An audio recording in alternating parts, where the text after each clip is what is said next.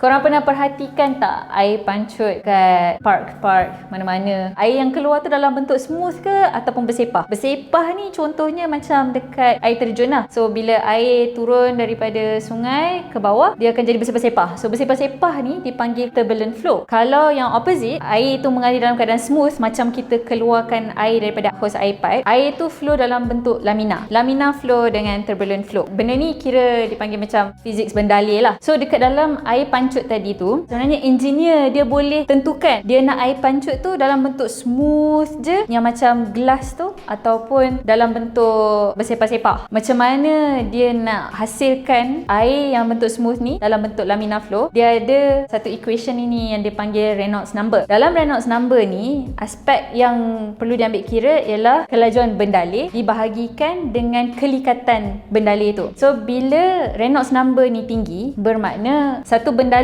yang mengalir ni akan lebih cenderung untuk menjadi turbulent. Tapi kalau kita rendahkan Reynolds number ni, satu bendalih yang mengalir akan lebih cenderung untuk menjadi lamina flow. Benda ni kita relate balik dengan equation tadi. Kalau Reynolds number rendah, bermaksud kelikatan satu bendalih tu lagi tinggi. Ataupun kalau Reynolds number ni tinggi, bermaksud kelajuan bendalih tu lagi tinggi. Contohnya lah, kita ada air dengan minyak. Minyak ni lagi likat daripada air lah kan. Kalau air dan minyak ni mengalir dalam satu tube pada kelajuan yang sama, yang mana satu yang akan menghasilkan lamina flow? Kita relate balik dengan equation Reynolds number tadi tu. Minyak ni dia lagi likat daripada air, bermakna Reynolds number untuk minyak ni lagi rendah daripada Reynolds number untuk air. So bila Reynolds number ni rendah, bermaksud dia lebih cenderung ke arah lamina flow. So minyak yang mengalir pada kelajuan yang sama dengan air akan lebih cenderung ke arah lamina flow daripada air tu. Kenapa kita nak tahu bendalih ni mengalir lamina ke turbulent ke? Okay, fine lah, kita dah tahu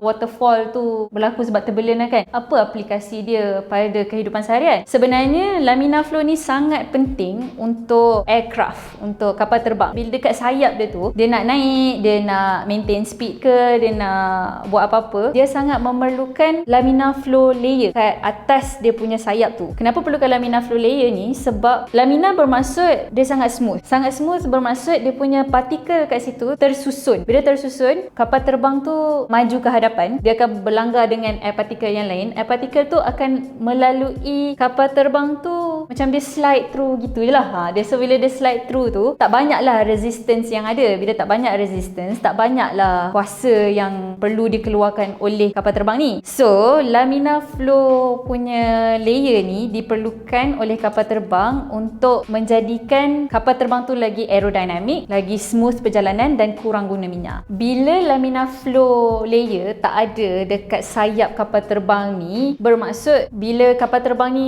redah udara, semua udara yang langgar dia tu akan dalam bentuk turbulent. So bila turbulent, kita sebagai passenger kat dalam tu, kita akan rasa goyang lah. Jadi disebabkan itulah lamina flow ni sebenarnya sangat penting dalam kapal terbang untuk ensure kita punya comfort, kita punya safety, dan juga untuk make sure flight tu tak mahal sangat lah.